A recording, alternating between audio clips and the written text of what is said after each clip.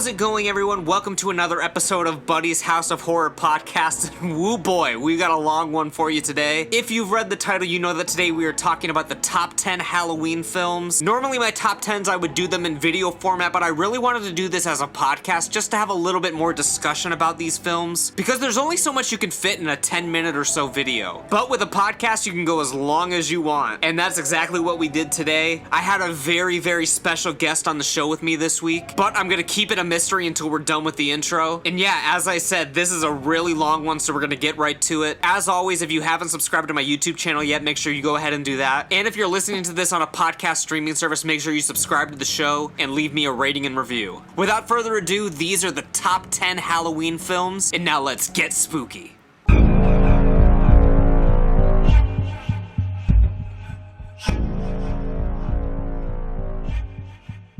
Alright, so we're rolling sound here on the show. As I promised you guys, we were going to have some new friends on the show this year and some old friends on the show this year, so I'm chilling with one of the few recurring characters of the show. If you'd like to introduce yourself to the fine people out there. I'm glad to be back. It's Midnight Miles 2020. We're heading into the fall season. I'm excited about it. It always gets me pumped to watch stuff, and thank you so much for having me back. I'm excited to do the episode. Of course, yeah. So what's sort of been going on, man? It's been a year since you've been on the show. You don't gotta go too deep into everything. We got a full plate today, but what's kind of been going on? I'll try to break it down. Really, honestly, not a whole lot. You know this. The audience might not know this, but 2020 kind of sucks, man. In all honesty, I'm not gonna really sugarcoat it. It's been a weird year. Everything I thought this year was going to be, it's not. And really, honestly, I'm just looking forward to I have some stuff planned for the fall. I think the fall is going to be the best part of the year. Fingers crossed. I don't want the summer to end yet because the weather right now in Cleveland, Ohio is fucking phenomenal. 88 degrees, perfect, good breeze. Yeah. We were recording this in August, by the way, but you'll be hearing it a little later. But really, honestly, just trying to get through the year and I guess keep my head up, you know. Hopefully that's what everyone's doing through, you know, the pandemic, quarantine, however everyone's doing across America, wherever you're listening to this at. Maybe overseas, I don't know, you know. Yeah. So I haven't listened to our episode back from last year, but I do know that we left on a couple cliffhangers. So I think we were just about to do horror trivia that night, and we got body bagged. No. Okay, listen. All right. I don't remember which horror trivia that we did, but we finished. Didn't we do 3 last year together? We did 2. We did 2 last year. Okay, I did 3.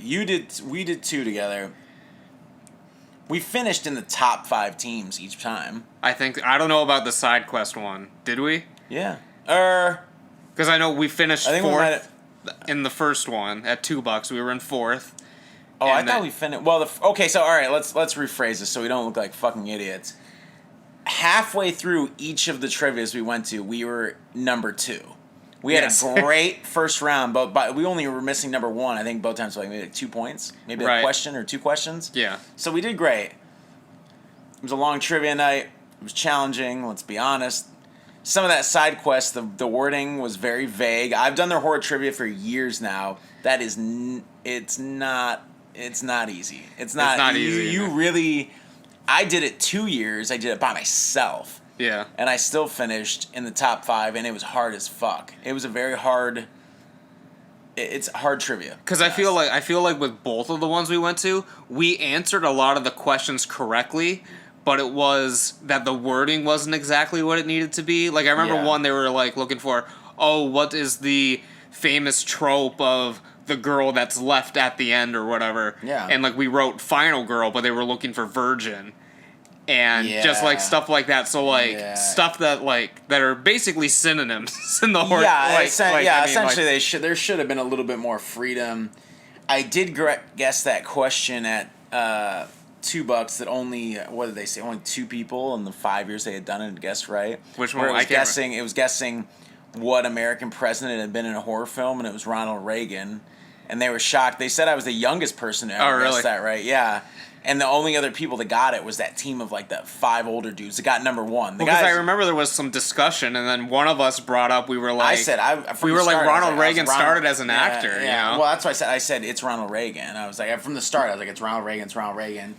because I've seen that. I can't remember I Can't sorry, remember Aaron, I can't remember the name of the film is, but I saw it a long time ago. But we did all right. It's hard. The trivia, I don't know what it's like in other places, but the horror trivia in Cleveland, it's a tough game. Yeah, it's a I've tough done a game. lot of different bars. I've done a lot of them, and none of them are basic. You are gonna have some head scratchers. I think the hardest one that they did was at Side Quest when they had the sound effects round. Mm-hmm. That one was pretty rough. Even though I was kicking myself in the fucking face for that one, because they were playing like the screams at the end from like Night of the Living Dead when like the girl's getting stabbed or whatever by her daughter, and I had literally just finished editing a video about Night of the Living Dead and heard it in my head like 1,000 times, and I was like, I've seen this film in the last week, and I could not place what it was.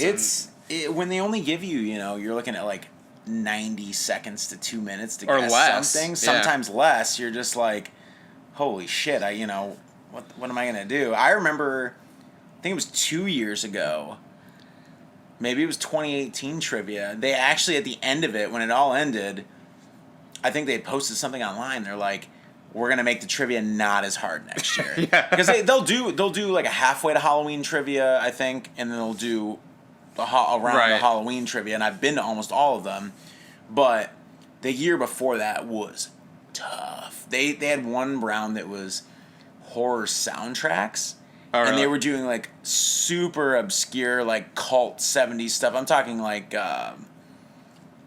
one of the questions was like the I Drink Your Blood soundtrack. Or like other things like this where I'm just like, yeah, you gotta be so deep. Like I'm not at that upper echelon of that. I watch a ton of stuff, but like this stuff I was just looking at them, I was like, are you kidding me that these are the fucking questions? Because like you gotta do questions that like people are like going to get, because I mean anyone can go on the internet and just look up like the most obscure film and like write like a bogus question about it, like you have to make it like somewhat.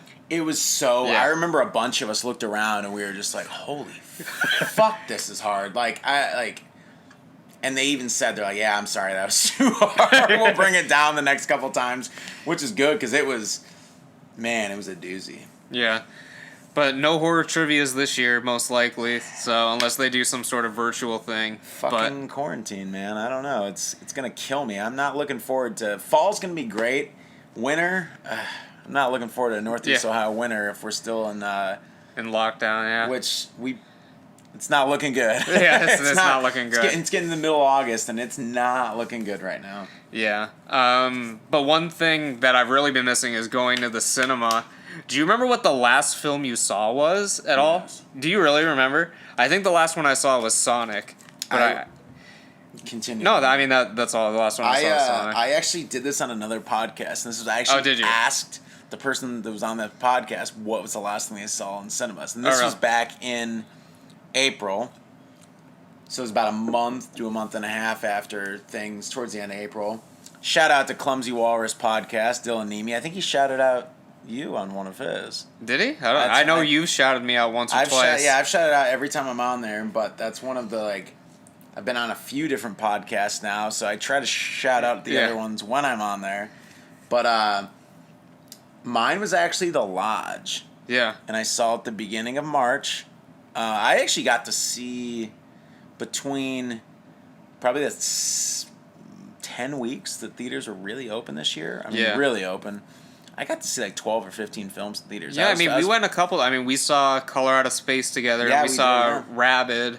Yeah. And since they closed, we've been to the drive-in a few times, which has been an experience. That was nice, yeah, because I've always spoiler, I've never been to the drive-in before this year, so that was on my bucket list. It's actually one thing I wanted to do in 2020, which is very pure, I'm going to the drive-in. I'm like, no, because I've always wanted to go, but never went, and then half the time they don't have a lot of things I want to see, honestly. Yeah, and we got lucky because that first couple weeks, it's different now because now they're resorting to playing a lot of old films, but when we were going, they were still playing the stuff that was in theaters or about to be in theaters at the time.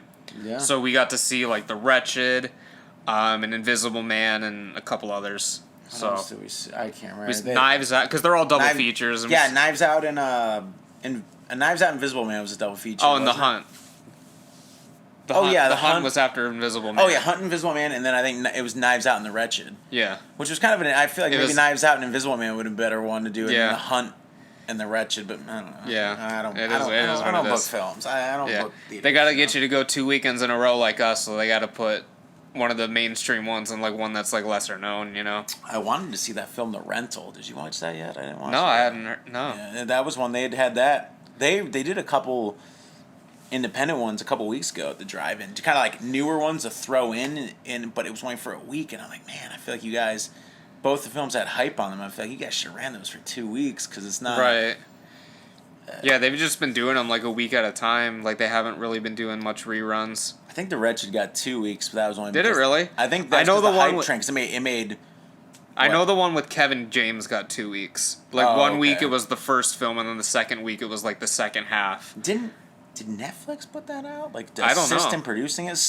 There was a lot of money behind that. I'm not sure who put And it out. like I yeah. think, and then after The Wretched had made, now the run it had, one of the best drive-in runs they say in years, made over $1 million at the drive-in alone. Yeah. So I mean, yeah, they ran that for a couple weeks, but Yeah, well, hopefully they start playing some more stuff. I'm trying to get out there again. I know once we get closer to Halloween, I know they do a bunch of like triple features and like all night kind of they'll things. do an all-night one every year. They'll do one screen will be like more kid-oriented, and then they'll do a bigger, maybe we'll go this year because usually it never lines up with like my schedule or Right. like whatever's going on. But if it's the last weekend in the month, please hoping, Yeah. then I'll probably go. Yeah. Is there anything else you wanted to discuss before we get into the main event here? Anything that's going on? I haven't talked. How are you liking the new place? You just moved. I mean, we don't need to go too deep into it, but are you getting into things or? I don't know how I feel yet. It's this is the smallest amount of space I've ever had in my life. I'm in my early 30s, so it's kind of like, it's a little bit of a shocker. Not a shocker, but enough, where I'm kind of like, but I don't know. I've only been there a few weeks. I've been hanging some stuff up on the walls. I'm getting some stuff. The living room, the basic living is kind of around, but it's missing something. I think I got to finish and get everything up on the walls, and Yeah. maybe It we'll takes see how it time, feels. yeah. It does, yeah. Yeah. I appreciate you asking, though. Oh yeah. Yeah. I mean, we were talking about this before the show. We were just talking about random stuff. It was like, oh shit, we should have been recording for this. So I was like, oh well, what didn't we talk about yet? But I guess just sort of get to the main event here. We're gonna be discussing our top 10 films in the Halloween franchise. I was a little disappointed, obviously, as I'm sure everyone was, because originally I had planned to have this podcast or a similar one be us discussing the new film, but unfortunately, due to everything that's going on, it's been delayed a year. They don't want to go the drive-in route, obviously, because they're not going to make nearly as much money. So we're going to wait for another year for Halloween Kills. Hopefully it's pretty good. What did you think of the teaser? Did you watch the teaser? Spoiler, I didn't watch the teaser. You didn't watch the which teaser. is crazy for me, honestly. Like, as anyone would probably know, I did not watch the teaser yet. I watched the initial teaser, which was like basically reruns of or reclips or like unreleased scenes of the 2018 film where they had the Halloween Kills and Halloween Ends. Like I watched that when that came out, but I actually did not. I've been a little behind this year since the theaters have been closed, and honestly, there really hasn't been a lot of stuff. Yeah, and you've been gaming a lot. It's been a big year for gaming. I haven't, since I moved, I've basically just music. I mean, I've been gaming once a week, but, with Resident Evil 3 Remake and Last of Us 2 coming out, those are, like, huge games for me, so that's kind of, like, taken up my time, I guess, my extra time, so. Yeah, the one thing I'll say about the teaser, it does get you pretty hype, but then immediately after I watched it, I was like, because the teaser, I'm not really spoiling anything, but it starts right when the last film ends, just like Halloween 2. Like, right when it ends, and it's just like, why didn't Laurie Strode think of that? Because, like, the teaser's only, like, 30 seconds long. It's just, like, a little clip, and it's basically, like, I don't know how she didn't plan ahead, but it basically sort of describes how Michael's gonna get out of the house. Okay. Basically. She was so calculated in the 2018 film. So part of the series before we dive into it. it's hard because a lot of these films, any kind of, you know, the 70s, 80s series that had multiple sequels, almost makes the film before look stupid. Yeah. A lot of times because they come up with such a great climax. I'm talking about Friday the 13th, Nightmare on Elm Street, some of these, such a great climax for the film prior, and then you're like, oh yeah, they got him. Or, you know, it's done. And then they, you know, backpedal in the first 15 minutes of the film to set up a new one, and you're like, really? Like, it's always such a hilarious out, in my opinion. Yeah. All of them. I love it because I love the series, but it's like, well, he rolled into this ditch and fell down a hill and into the water, and he's not on fire or blown up, and then he just gets up and a year goes by. Like, yeah. You know what I mean? Like, it's cool, but at the same time, like, right. all of these try so hard to get rid of the fantastic climax the sequel had prior. Yeah, and we're going to get into that a little bit and when we go through these. I know, but yeah. I'm jumping a little bit ahead, but... No, you're good, man. I'm afraid that... I'm sure kills and ends are going to be fantastic, but... Damn, she did a lot of work to make sure things were going to end in that 2018, you know... Yeah. Entry. Yeah. But, yeah, anyway, I mean, the way I kind of went about compiling my list was... First off, I decided just to throw out Halloween 3, not because it's a bad film, but just because it doesn't really fit in with what all we're going to be talking... We're just going to talk about the Michael Myers ones here. Like, Halloween 3 is good in its own right, but this way we have an even 10, because there's 10 in the series with Michael Myers in them. So I just figured it'd be easier just to leave that one out. Not a bad film by any means, but just for the sake of the list, it's just not in there. So honorable mention... I'm a huge Halloween 3 fan. Oh, I'm a huge fan of Halloween 3, yeah. Tom Atkins, a true legend, a god, in my opinion. I've met him twice, which I normally don't... Not a big fan of meeting people, but... Yeah. Both times meeting him, we had full conversations, and I had a really good time. He's a fantastic human being, and a highly underrated actor, in my opinion.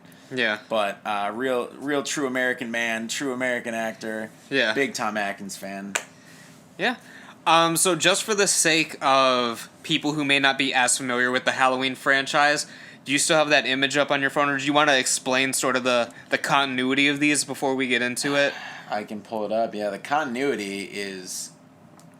If you're a fan, you obviously know this, but if this is your introduction to the series, the first one always counts in these. There's never that discredit the first one. And Halloween 2 is a direct sequel, takes place right then, and then that's when it gets a little fuzzy after that. Then they decided, well... So basically there's 3 main timelines, taking out the remakes. Yeah.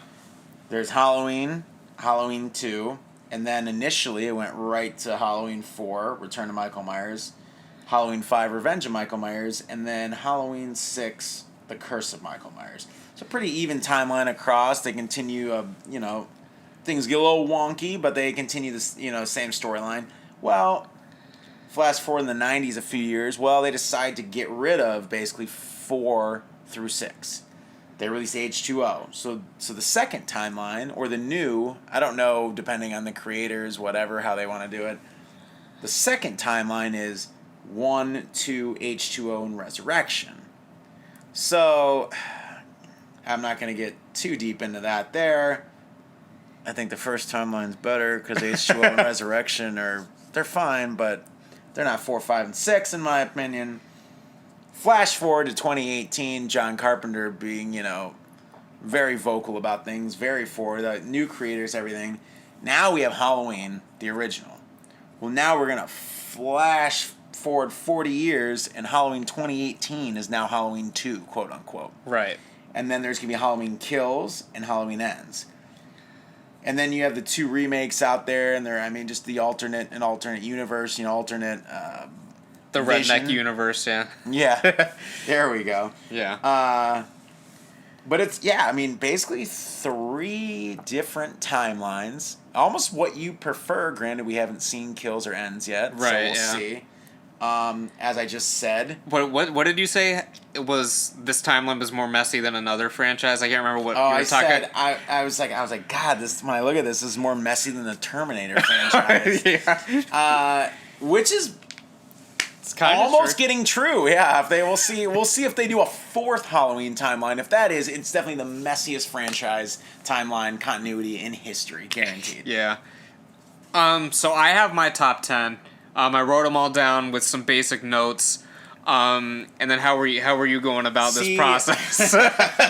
So buddy brings me Midnight Miles in because I'm gonna wing the fuck out of this and I'm gonna piss everyone off. But I've seen all these multiple times, even 2018 Halloween, which we talked about. I'm gonna mess some stuff up, America. So just prepare for the ride. You can yell at me in later podcasts if there's comments or stuff like that. I'm going to do this right now from my basic recollection of the series, seeing all of them, honestly, every single one more than I should, even Resurrection, with the God Busta Rhymes in it, let's just be honest. I'll try to maybe not rate that too high, even though, real legends in that. Yeah. And by the way, this is the definitive ranking. What we say here, that's how it goes. Like we're the experts on the subject, so no matter what, God, we're right. So many people that I hear this that I know are gonna absolutely hate me after I make my ranking. But do you want to start off with your? Okay. I didn't mean to cut you off there. Like say what you were gonna say, but I didn't know if you wanted me to start with my 10 first, or you wanted to start with your 10. Do you want to do all 10, or you want to do 5 and 5, so we can both kind of bounce back and forth? What do you think? I'll let you be. You're the show. Like, host. what do you mean 5 and like how do you? I'll do my 10 through 6. You do your 10 through 6, and then go through it. You think, or you want to do all 10 down the line? You're the show host. I'll let you decide. Well, last time we did I did my 10 and then the next person did his 10, just so that way we can get our thoughts out. Okay. So let's stick with that. Maybe when we do another list, we'll try that. Okay. I feel it. I'm just asking, keep it. People might actually tune out if they have to listen to me talk about my garbage top 10, but we're gonna see how it goes, right? Would you have a 10? So here's the thing. The 10 should be easy. Which one of these do you hate the most? Oof. And I laid out all the DVDs and Blu-rays here in front of us just so we can look at them, I guess. But I appreciate that because, like I said, I'm willy-nilly right now, America. So, man, I'm going to fucking piss some people off to start. You know what one I think is the most overrated film in the franchise? And that, honestly, half the film, and I just talked about this last week when we were hanging out, is Josh Hartnett in his fucking long sleeves. H2O is probably my least favorite Halloween. Yeah. And that's a bold pick for number 10. Very unpopular opinion. So I'm going to get right to it. It's boring. Most of the film, the early part of the film is boring to me. Yeah. I don't know. What do you think? I have it slightly higher on mine. It's definitely not in the upper epsilon of the films. I certainly wouldn't give it number 10. There's one that I think is much worse. I think mine might be a controversial number 10, honestly. Okay. But yeah, explain why you don't like H2O that much. Because I know you've told me, but tell the people. And it's good that our lists are different because, if we're just sitting here stroking the films off the whole time, and agreeing on everything, it's going to be boring. So I'm glad that we sort of disagree on some stuff. To start, I understand how they wanted to change the timeline. They wanted to do things differently. I get it. They wanted to get that whole teen horror market that essentially started with Scream. I Know What You Did Last Summer. So they toned things down. They did this. First of all, to me, the kills in H2O are boring and uninspired. Mm-hmm. I feel like I can see that. I feel like they're very basic. I don't need I don't need a big body count in a film at all. But to get this deep in the franchise and how weak the kills were, or how uninterested, even more so, in a lot of the characters I was that they died, you're really taking the first 70 minutes of the film, and it's so much filler just to get to that final climax with Laurie and Michael, and I get that's the whole point of the film, but nothing surrounding it to me is overly interesting. Even her backstory and how she got to be where she was, and her son, the whole characters, all of that. Right. It doesn't click for me. Anytime I watch it, it just doesn't do it for me. I don't know what to say. It's not. But the thing is, it's not a bad film. Yeah. It's just... I mean, okay, the ending, could it have been a great ending to the Halloween series? I suppose. But if that was the last film in the Halloween series, I would be vastly disappointed. What didn't you like about the ending? I like, okay, the whole... Spoiler alert, if anyone's listening... Spoiler alert to all of these. All yeah, honestly, I mean, like, if you haven't seen it, whatever. But her cutting his head off or whatever, and when he's trapped in the tree or whatever that is there at the end, it's a great ending. But honestly, even the chase and everything that happens there up to that point is a little weak for me. Like, it's not very memorable when I'm trying to rack my brain. I mean, his death, quote unquote, is memorable. But I still, the film leading up to it just doesn't justify. I don't know. It's not for me, I guess. I'll leave it at that. All right. Cool. Yeah, I have it a little higher on mine, but after listening to you, I might actually flip around two of them. Oh. But we'll see. We'll see how I feel. Sway you. You know what? We're probably gonna rewatch some of these this fall. I'm gonna make you do that. You know, I'm gonna but. Yeah, because obviously, like, just like you have, I've seen all of these a million times, but I haven't seen a lot of them in a while. Same. Yeah. But yeah, so my number 10, I also feel is a controversial pick. I don't know how you're going to feel about this one, but my number 10 is Halloween 5, The Revenge of Michael Myers. It's, you know what? That's not... I didn't know what your pick was going to be, honestly. I actually didn't know the format we were going, so us going back and forth right here is great. I actually like this line. America, I was misunderstood on the format. It is what it is. I actually enjoy this going back and forth right now. I'm just putting that out there. 5? It's hard because I'm like, you could put the list at anything. There's only a few that I think I would be like... like, question it a little bit. Like, if you were like, number 10, Halloween 1978, I'd be like, I'd honestly throw the mic across the fucking room, be like, I'm leaving, man. Good podcast. Yeah. So just to defend my pick a little bit, this is the one that I think is boring. I think all the kills in this are a little bit uninspired, and honestly, like, the human characters, like, I mean, they're all human, but, like, the characters that we're supposed to relate to in this are some of the most annoying characters of all time.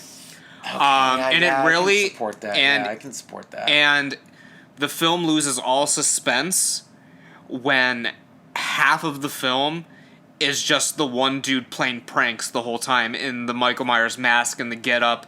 Yeah. So when Michael is actually around, you're like, okay, well, is this just the guy playing a prank again and he's going to pull up the mask and laugh like an idiot or whatever? Or is it actually going to happen? And then when it actually happens, you don't really care as much, I guess, because... Right. All this stuff's going on. And that's not the only film that's had people dressed up as Michael Myers, obviously. Right. But this one really overdid it.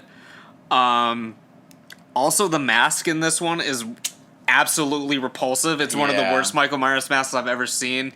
The neck is really long, and the face, I don't... But here's the thing, even if you look at the cover of this one, they're using the original mask. Yeah, they're using the original mask. That's not the mask in the film. No, it's not. If you look on the back of the case here, look at that neck. Then I was going to say, the neck, 150%. The neck is like the most long... It looks like a kid wearing an oversized mask, even on an adult. Yeah, and just a couple other things about the film that I think just make it the worst one. I feel like it's almost like a betrayal of Loomis's character. I don't want to say like a betrayal, but like the whole ending part where he's holding Jamie Lloyd in the basement, like using her as bait, basically. Yeah. Like, it's just kind of like really out of place. And it's really ridiculous when, spoiler alert for the film, we said that already, but when he's sitting in jail at the end wearing the mask, I'm just like, come on, man. It's just so ridiculous. I don't know. Like, half of it's boring and half of it's, like, absolutely, like, absurd. So I don't know. Like, that's why, for me, that one is the worst one out of the franchise. Might be a controversial pick to some, but for me, that's the one I find myself watching the least. They hit the late 80s, especially for some of these franchises, they're on such weak legs. Like, they're like, Yeah. fuck, we made 4 sequels, we made 5 sequels, we made 6 sequels.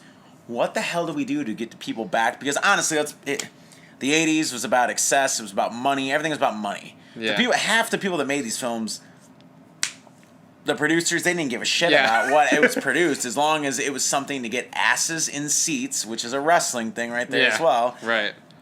Can we get enough people to come back to make 10, 20, 30 million, which back then was a ton of money? They're producing these things on $1 million, $2 million, $3 million budget. Right. Marketing with that, okay, well, if they spend $5 million to do it, they make 10 to 20, 30 at the minimum.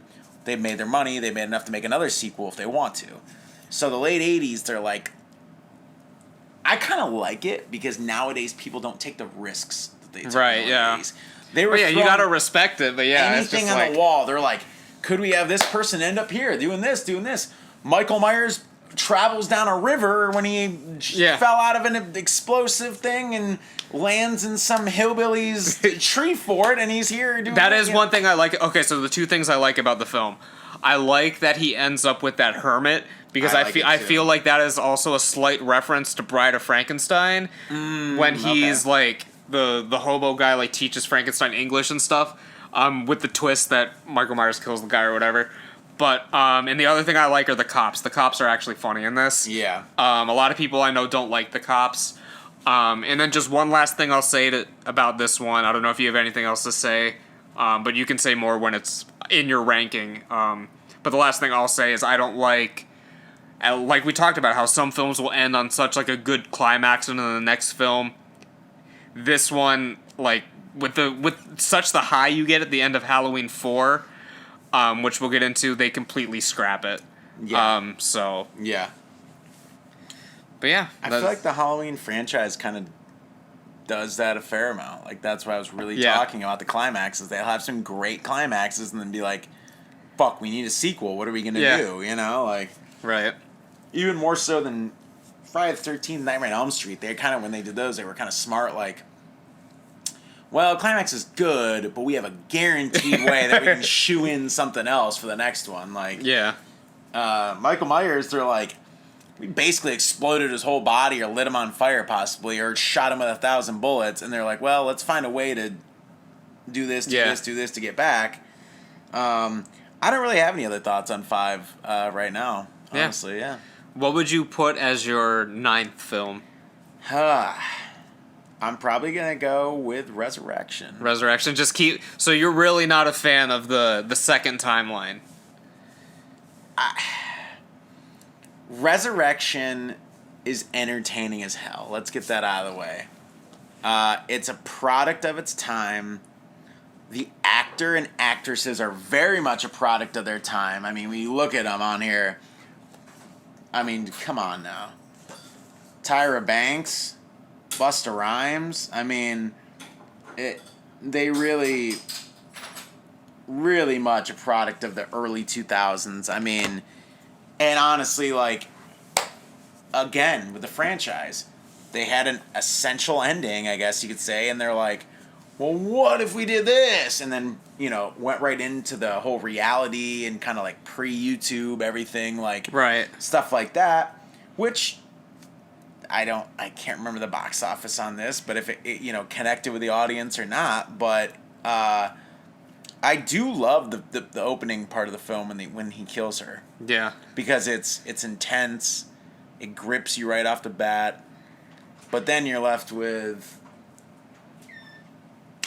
you know, whatever it is, the haunted house after that. Haunted reality show, essentially. And it's fine. Like, it's entertaining, but it's probably, in my opinion, the absolute least necessary Halloween film ever. Oh, I could agree with that. It's the least necessary one. It's just not. It's completely a cash grab.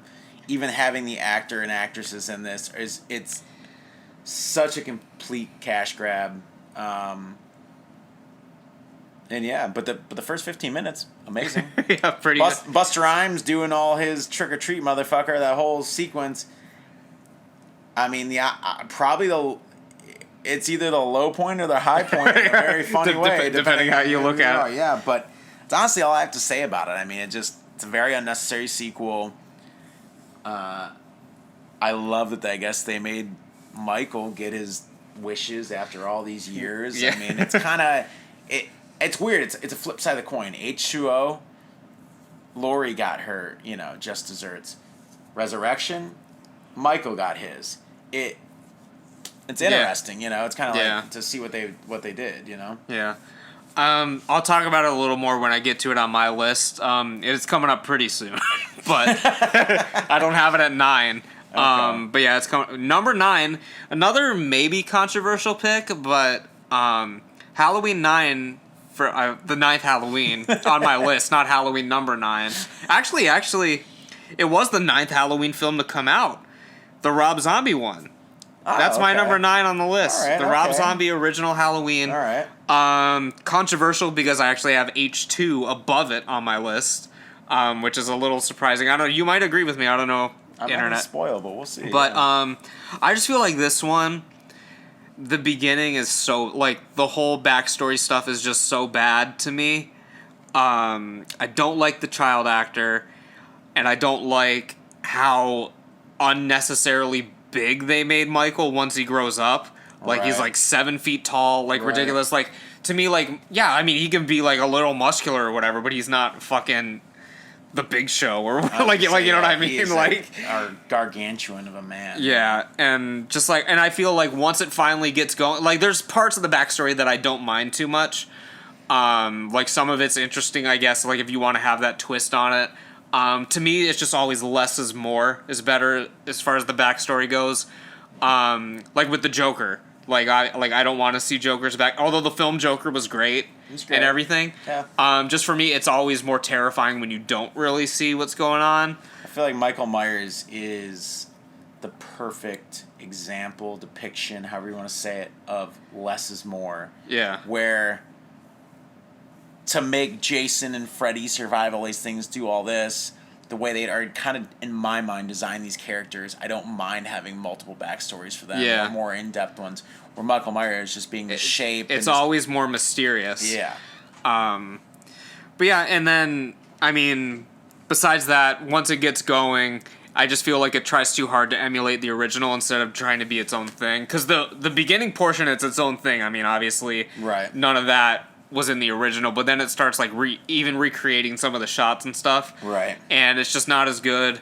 Yeah, I mean, I don't know. I'm not the biggest fan of the original remake. Yeah, so that's why I have it as number 9. Wait, we're on number. I thought we're on number 8. You were on your number. That was my number 9. We're on your number. I'm only a few in. I'm already completely lost. I'm on my 3rd right now. Thanks for the. We're drinking Sam Adams Jack-o'-lantern pumpkin ale right now, but I had 2 Stellas before this. So yeah, there we go. Well, I had 2 beers too, but please drink responsibly. Yeah, I ate before I came, so I'll probably be all right. But trying to keep track here, America. I'm staring directly into this pile of Halloween films, and I'm like recollecting I keep seeing like different scenes, different images. I'm trying to keep on track with this here. For my number 8, if I really want to be honest, I'll probably go with Rob Zombie's Halloween remake as well. Okay. So it's a good segue because I didn't even have to talk about it in your scene, to be honest. And then we'll set this one right here so we can keep track of your order so we know which ones you've said and what ones you haven't. So Halloween, the director's cut unrated specifically. Specifically, yeah. When they had, what did they have? Didn't they have like 3 endings to this? Than that. I can't remember. Because there's like a 3-disc edition that he has. Is there really? Yeah, I've heard one of them is a significantly better film, but yeah, they had a 3-disc for this. The only ending that I've seen, I think it's the one that's on there. Actually, I don't even know if I've watched this DVD, but I saw it in theaters, and it's the one where he gets shot in the face or whatever. Right. This one, it's kind of for me, it's a by-the-numbers film, even with the backstories and stuff. I mean, it's a standard remake, reimagining.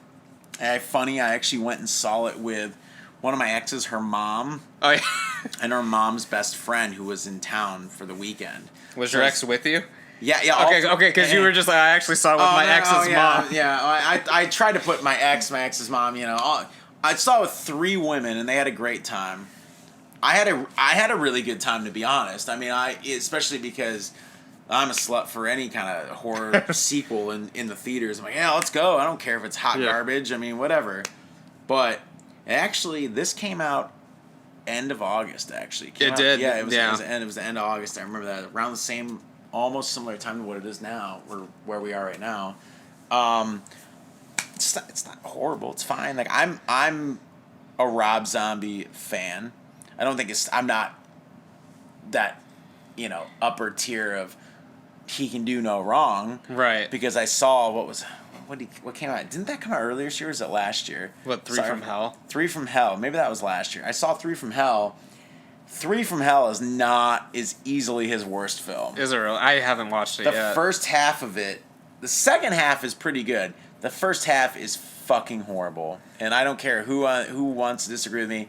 It is bad. It's not. And I'm not one to normally say I like bad stuff, in all honesty.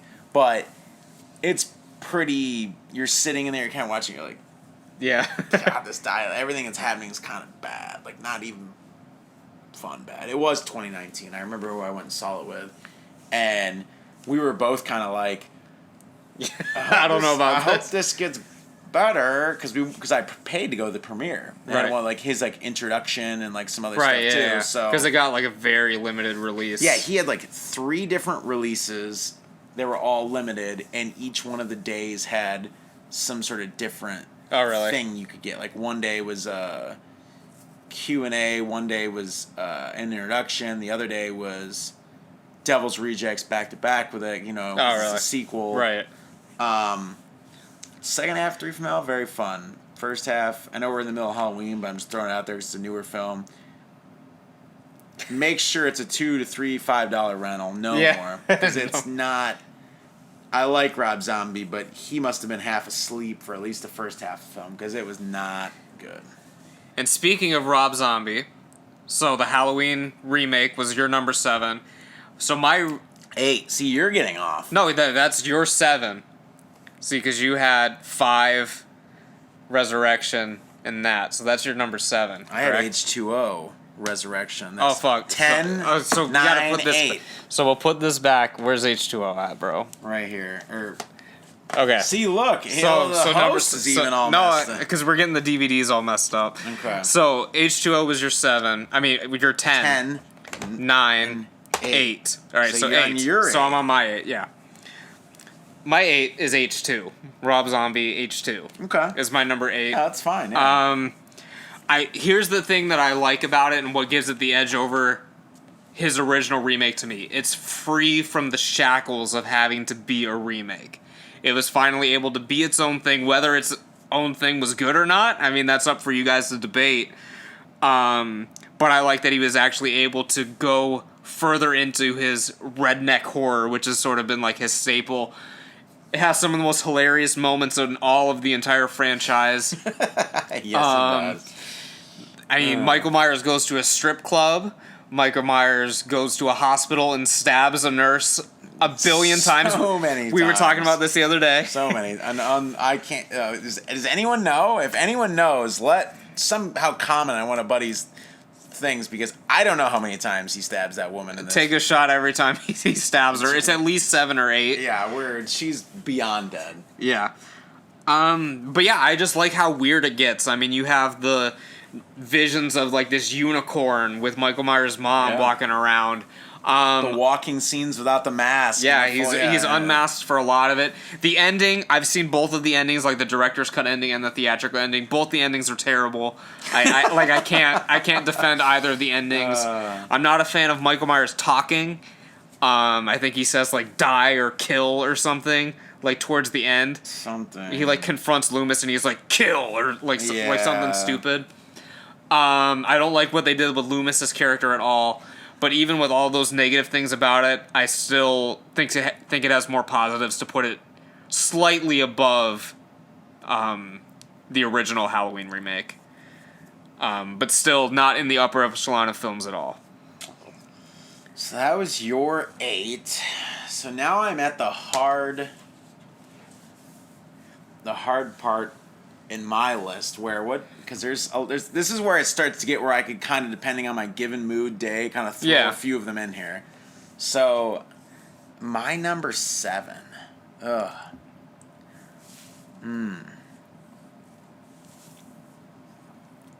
This is where I'm like really torn right now. Yeah. Between 3 films, actually. It's not even like an easy Between 3? Yeah. So all right. I would tell you my 7, but it wouldn't help you out at all because it's already on your bottom tier there. So. All right.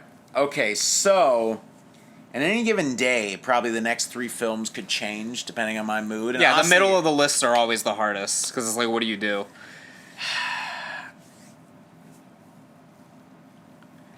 I guess I'll go with 5. Okay. So Halloween 5, that's man. kind of like a lot of your talking points were very valid, obviously. This hilarious cover that's not any. I don't even. I will say I like the cover of it, but it's not even the same mask. Right. Yeah. Film starts off great. Some of these, I will say probably the Halloween franchise compared to some of them has very strong starts in every film. That first 15, 20 minutes gets you extremely gripped in every single one of them. And a lot of times you're like, wait, what did I watch? Compared to like what comes the next 20, 30 minutes after that. Because it's we talked about it, the whole him surviving the blast, in the river, the hobo, being taken care of for a year. It's kind of an interesting way to keep him where he is for a whole year until the next Halloween. I thought that was and they came out the next year, right? One was like 88, one was 89. 89. Yeah, it was right back to back, which was nice. They probably, with the masks difference, I don't know. But I know they shot them pretty damn close together. Yeah. I need some pumpkin ale. We're getting in the list right there. Yeah. We're getting to the midway point of the list pretty soon here. So I will say a lot of the people who survives. This is bad to say, but who are the main people that survive from 4 to 5? I feel like they changed their characters in 5. Like they made them more unlikable, which is kind of like what you were touching on. I honestly can't remember all the ones that remain. I know there's like the Tina girl. I can't remember. Tina. Was she in 4? She was in 4, and I feel like however she acted in 5 was either her role was significantly reduced or she was just completely unlikable in 5 compared to 4. Yeah. Does that make sense? Yeah, I see what you're saying, yeah. I'm pretty sure that all of the roles were lessened besides Jamie, Loomis, and Myers. Yeah. Well, even still, because, like, I already spoke my piece about 5, but just, like, I don't know, after the ending of Halloween 4, when she's, like, set up to be the next killer or whatever, they completely scrapped the idea. Right. And then I already said my thing about Loomis at the end, who completely breaks character for a while. But you got to think Loomis, too, as we're talking about the franchise. We can kind of throw this in there. Loomis has a very interesting character arc because he definitely loses all of his initial self-confidence in the case as the series goes on. Right. In 1 and 2, he's very confident. He's like, I know how to get this guy and all that. Michael Myers is the boogeyman. He's the face, this and this. He can't do this. But I'm still confident I can find a way to either get him back to some sort of restraint or kill him. But as it goes on, they just continue. He gets desperate. He gets super desperate, almost demented. Like, yeah. That's the only thing with yours where you're like, he's completely out of character. But you got to think about where he would be at that point. How they started depicting him. Because now he spent the better part of a decade beyond obsessed. Like, more obsessed than he was when he was a child. Right. Because now he's like, God, it's my fault. I can't fucking kill this dude. I can't do... I'm still alive, but I can't get anyone else to... I can't make this happen. Yeah. And everyone around me's dying. Yeah. Where he almost probably dehumanizes Jamie, where he's just like, this is just a pawn. This is a tool. Yeah. This is like literally... That's what I mean. That's where it's like, I don't know. For me, that sort of crosses the line a little bit, where he's going to put, like, a 10-year-old's life at risk or something, but, like, I see what you're saying. Like, I understand. Yeah, that was my other side of the coin, where it's like, God, can you imagine chasing something for 10 years of your life and fucking up every single time? I mean, being honest, like, it's literally become your whole life. Is fucking up. And fucking up, watching a guy kill 20, 30 other people and surviving every damn Halloween. So I'm going to cut him a little slack. Okay. But I don't really have much more to say about 5. I can't disagree with you that there is some boring parts.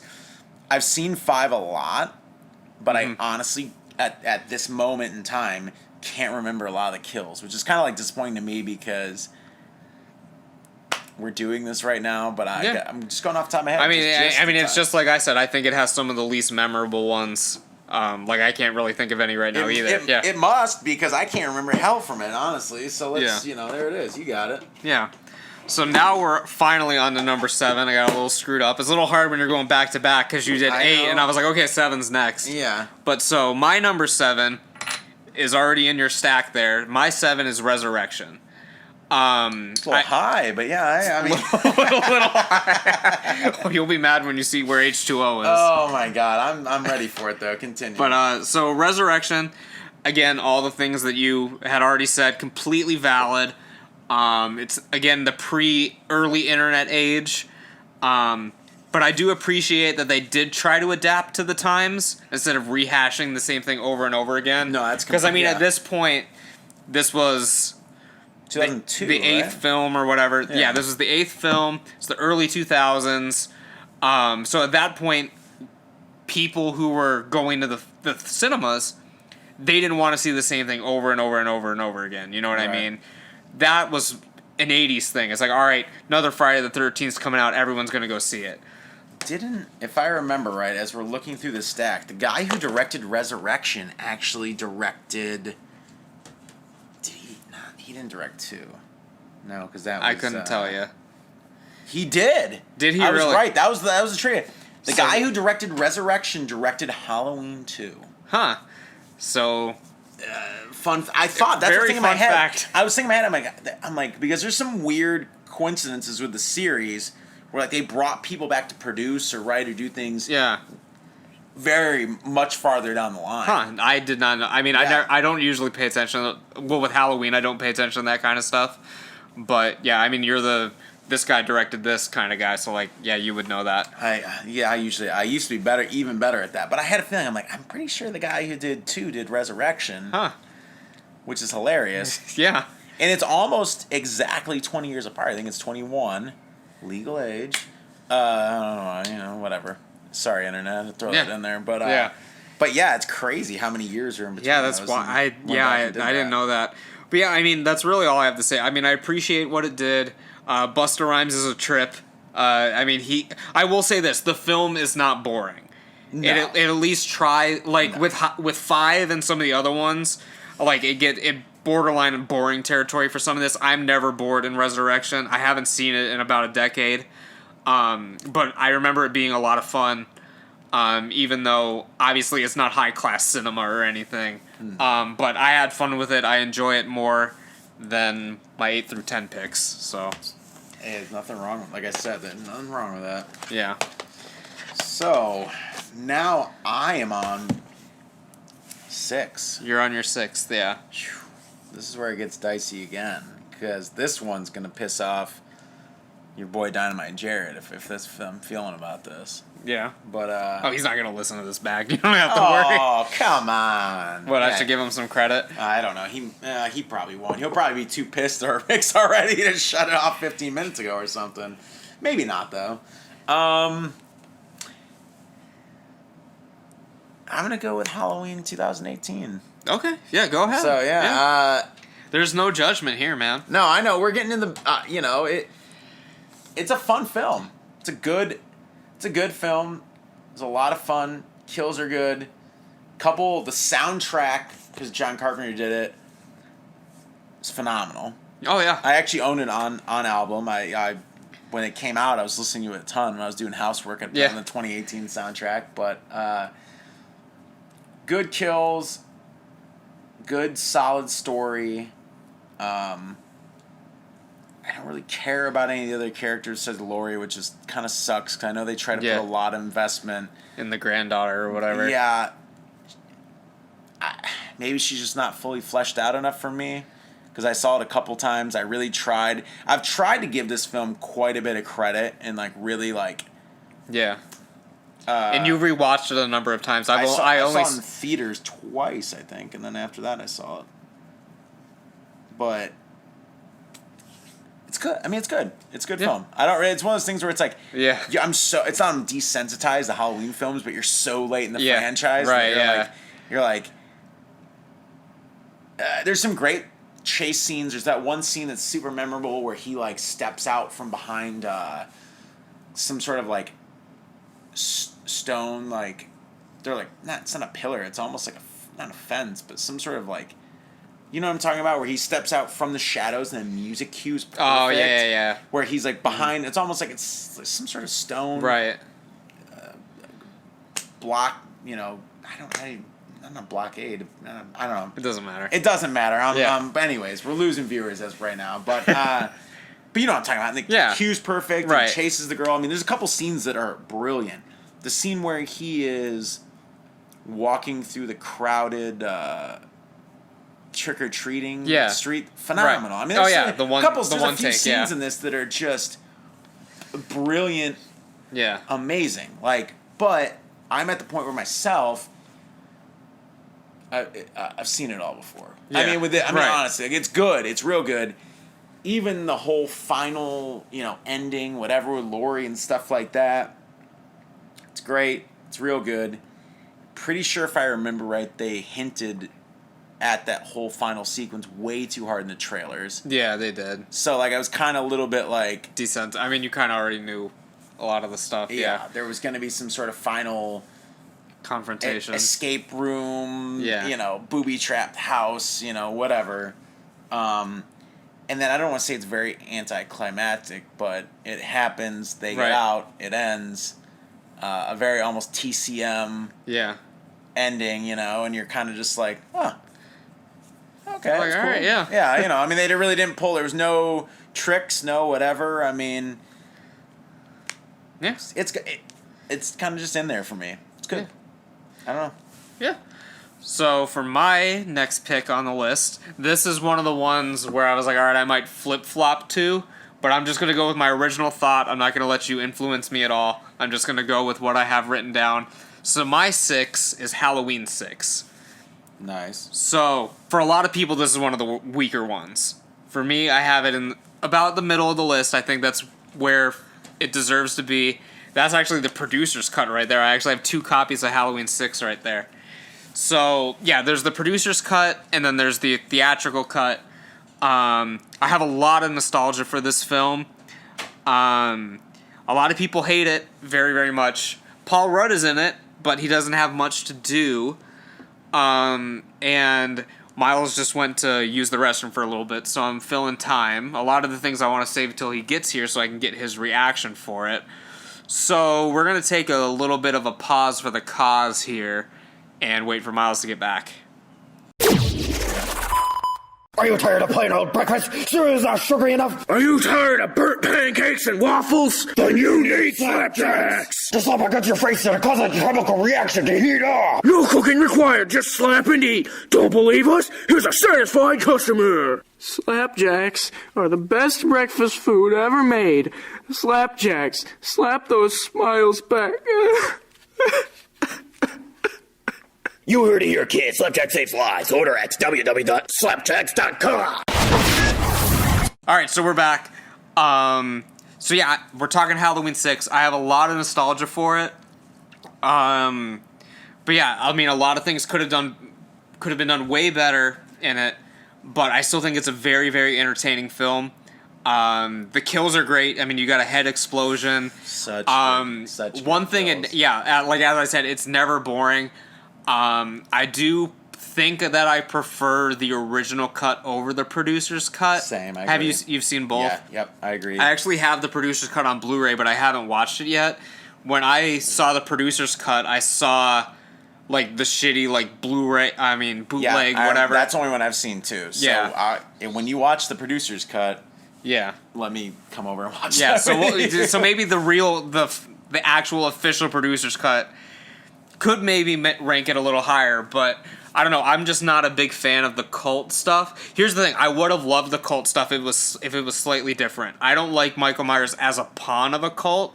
Yes, and like I don't want to see I don't agree. want to see Michael Myers as a cult leader either. Like I mean, agree. he'd never talk or anything. But when I was coming up with this list, how cool of an idea would it be is if there's just a cult surrounding Michael Myers? Like there were Agreed. people that were worshiping him because he was killing all these people. He's- That's why they broke him out of jail. That's why all Yeah, this stuff's going I on, agree. and that's why he's been protected for so long, at least throughout the Thorn trilogy, because people are out there idolizing Michael Myers. I thought that would have been a fantastic idea. It would have been great.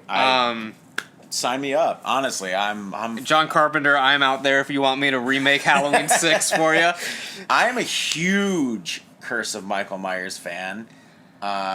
Even though we obviously, because I haven't even got to that in my Right. series, so I'm ranking it high enough. Yeah.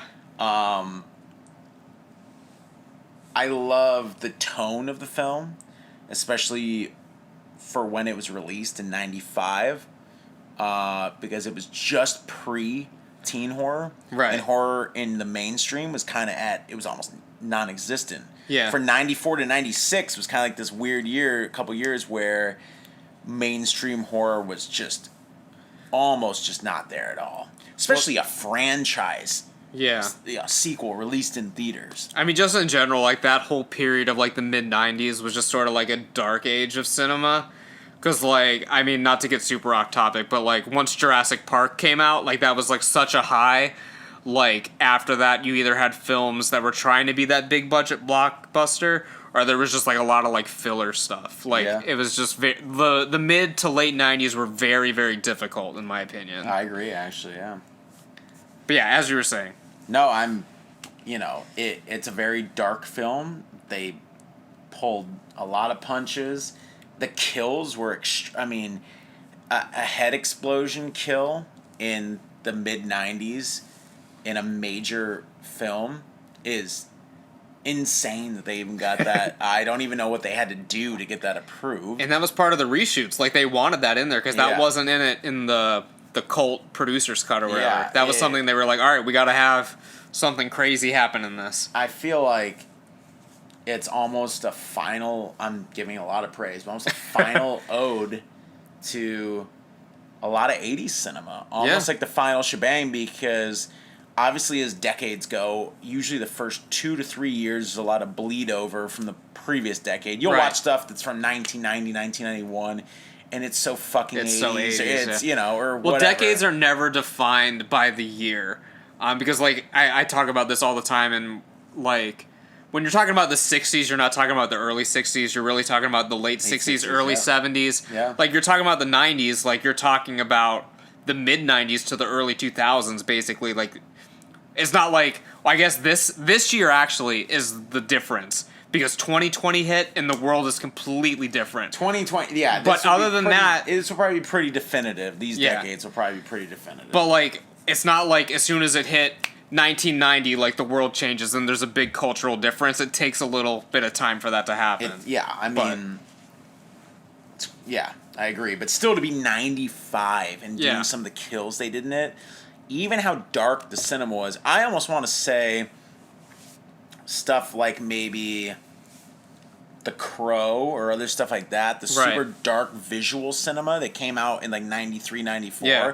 almost could have influenced some of this shooting on this. Yeah. Because it was very very dark colors, almost like blue matte, almost where like Oh, yeah. there were a lot of like bluish shadows, bluish things like that. Does that make sense? Oh, yeah. Like, I know what you're saying. Yeah. I feel like there was a very weird time in the 90s where like stuff like Dark City, I'm a huge fan of. Did you ever see Dark City? I haven't seen it, Ooh, no. we might have to. We might have to have that. Dark City, phenomenal film if anyone hasn't seen it. Dark City, The Crow, even the cover. I mean, look, I didn't even think about this. The cover has a bluish Yeah, it does. tint It's a blue tint over everything, yeah. Over everything. I mean, it's a very... I see I don't what know. you're saying, yeah. I love the way it's shot. I love the kills. I actually love the characters. It's going to get ranked high. Spoiler alert. I will, and just as a side note, since you mentioned the cover, that's the best mask out of the Thorn trilogy. So just as a little sidebar there. Hands down. So now we're at the midpoint. What's your number 5? My number 5. This is also where it gets a little dicey. It's a little dicey, but man, people are screaming because of how I feel about it. I'll go Halloween 2, 2009, Rob Zombie. Okay, yeah. So, I can respect that. I'm a big fan of this film. It's the anti-Halloween film, and I love that for it because I'm always one of those people that if something needs to, if they're gonna remake, the remake trend was a real thing. No, anyone wants to talk shit on it, anything like that, it's fine. The remake trend had a 10 to 12 year span. We're talking about including J-horror remakes or everything. I mean, it was people just said, let's remake this in my own vision. And you know what?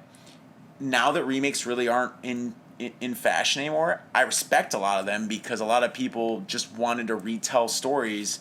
And the thing is, too, people forget, so many films are retold throughout history. Yeah. I mean, look at The Thing and The Thing 1982. Yeah. You know, I mean, things completely like that. Completely different films. But Granted, it's still the retelling of the same. There's a lot more originality in some of these remakes that were, you know, you look at even before the remake trend totally blew up. I mean, you know, The Haunting, how, you know, stuff like that. My brain's not working. The Haunting of Hill House, yeah, or whatever. There stuff was like that. I mean, there's all sorts of different. I had a brain fart there, guys. I'm sorry, but stuff like that. I mean, The Haunting might come up a little later, by the way. Oh yeah, okay. But well, stuff like that. I mean, people have been remaking cinema since the dawn of cinema. So, or sequels, because honestly, let's think about it. Early sequels, a lot of them were the new director's own vision of what they thought that story was. Technically, right. I mean, sequels. I mean, not sequels. Remakes have always been a thing, even since the dawn of cinema. So, like, I can't really knock people too much for wanting to do remakes because, I mean, if you look at film history from like the 20s and 30s and stuff, a lot of films from the 30s were actually remakes of stuff that were in the 20s. But it's like, oh, the technology is so much better. Like, and it's a lot of times it's the same director. It's like, all right, I need to make this again right. the way that I wanted it to be.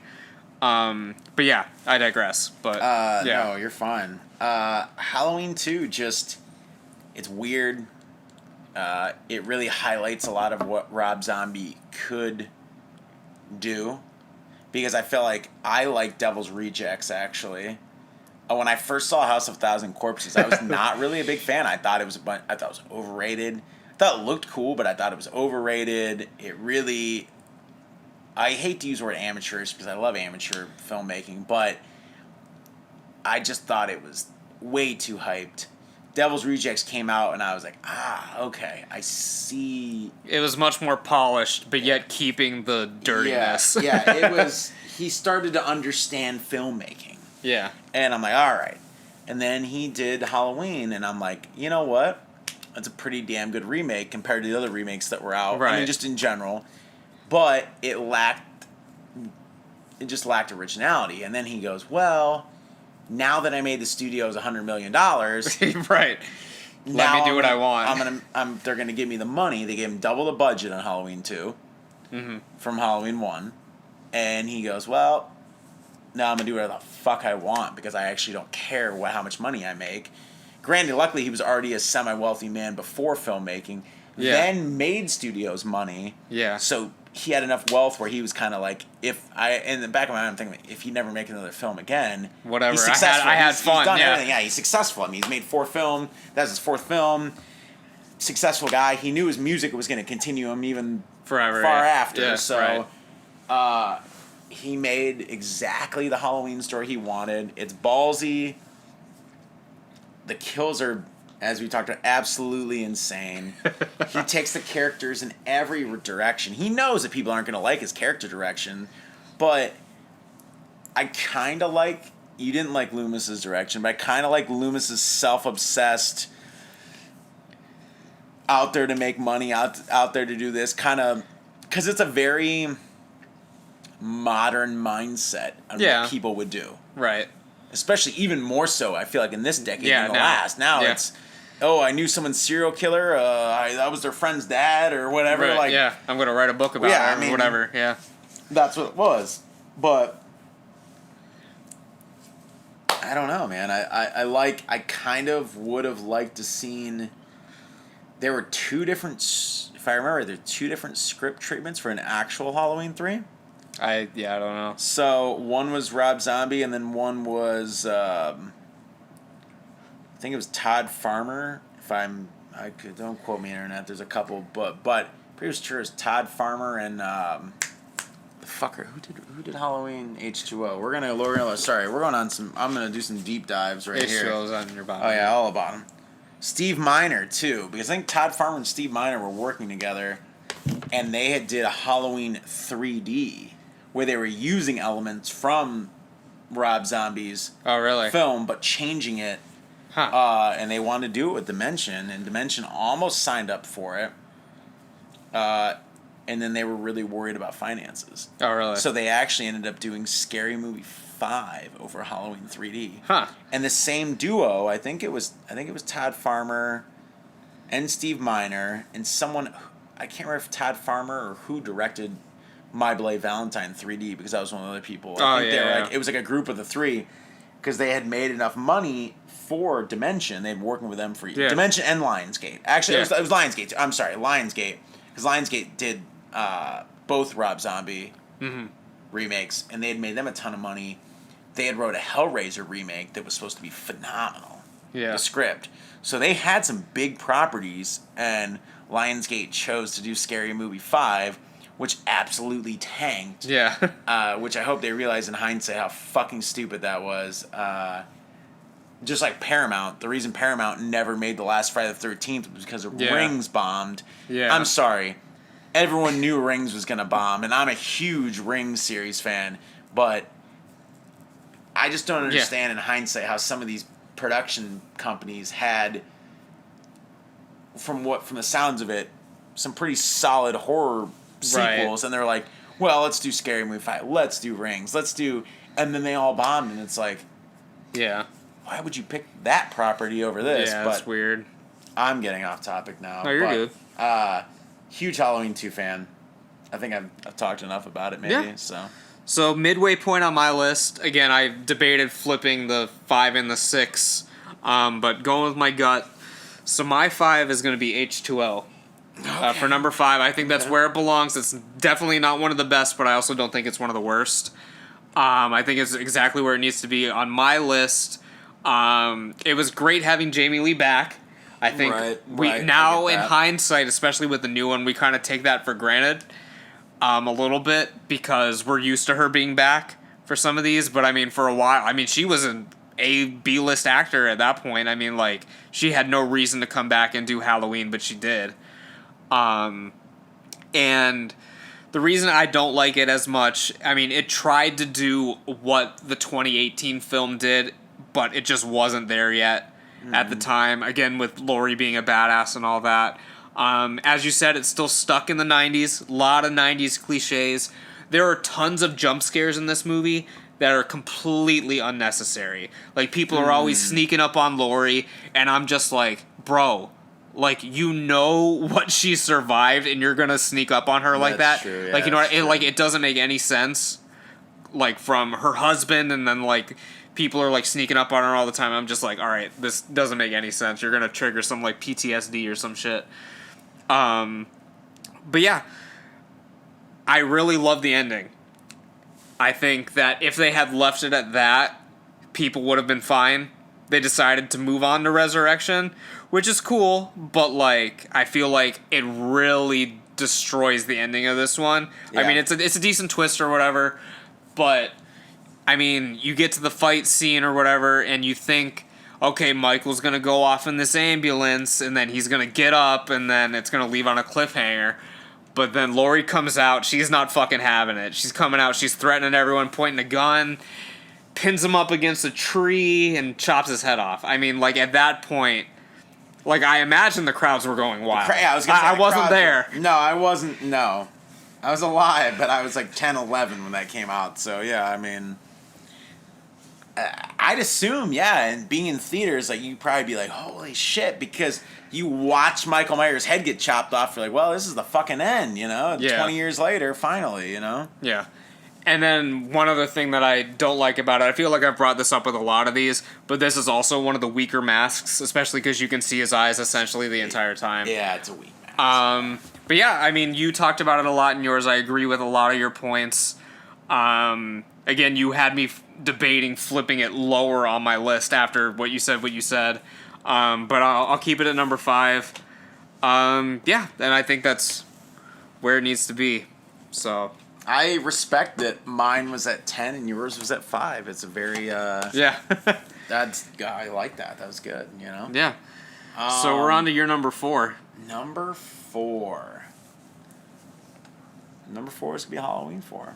Halloween 4. Well, okay, so I guess I can spoil it. We agree on a slot here because my 4 is also Halloween 4. All right, there we go. So, we'll pull out the Halloween 4 here to look at this. a very nice limited edition. very Yeah, unnecessarily large case. I remember this. Yeah, when this came out. Yeah. I hate to say it's a great return to form because I love Halloween 3. So, you know, we're kind of excluding that. But, Yeah. you know, I understand why they did it. The introduction of Jamie. Loomis is back. Yeah. The kills. Tina was much better in this. I remember she talked about. I mean, all the characters. It was good. I mean, I don't know. I would say like everything kind of clicked. It hit. It was suspenseful. I mean, I think it was exactly where they needed it to be to get the franchise. I don't want to say it was ever off track because John Carpenter wanted it to always be different stories. Yeah. He never wanted Michael Myers to be the main villain. He wanted every single. If they were going to do a Halloween series, It was going to be an anthology. yeah, Everyone was going to be different. So. But as I said, people in the 80s, they wanted the same thing over and over and over again. They not did. like it's not like it is now.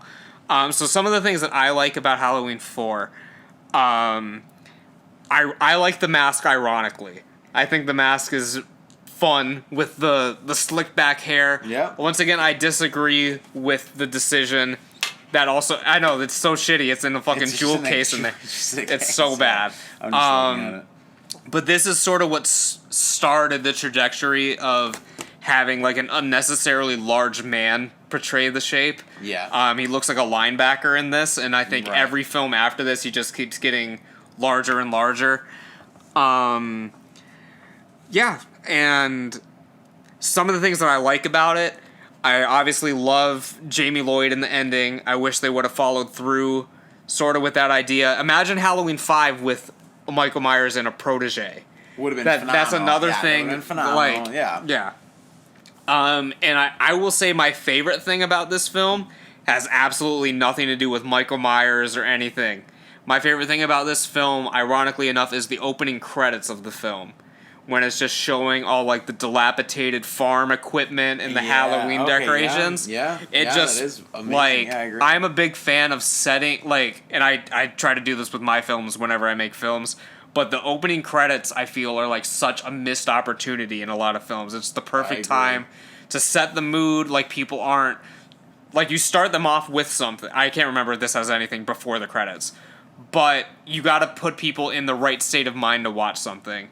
And I think that really eases you in to that spooky mood. So many things start off opening credits with like a driving scene or someone getting to where their initial place goes. And it's so